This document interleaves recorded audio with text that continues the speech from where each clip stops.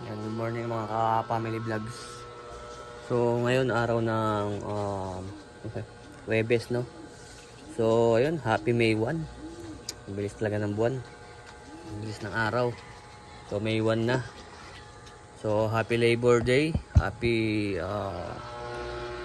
Labor Day sa lahat ng mga manggagawa dyan, ng mga workers, construction, pabrika, office.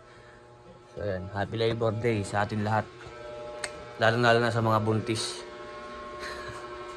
Sila talaga yung mga literal na nagle-labor kapag mga anak. So, ayan. Wala akong pasok. So, masakit yung aking likod. So, pakita ko lang sa inyo yung aking studio ko, no. So, aalis yung aking asawa ngayon dahil may pasok siya sa kanyang ame. Among foreigner. So, ako magpapahinga. May gagawin sana ako kaso masakit yung likod ko.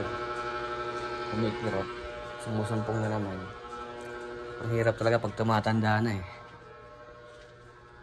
Ay.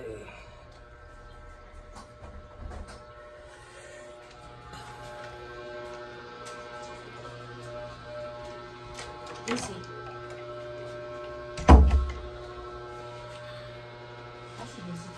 Sa labas.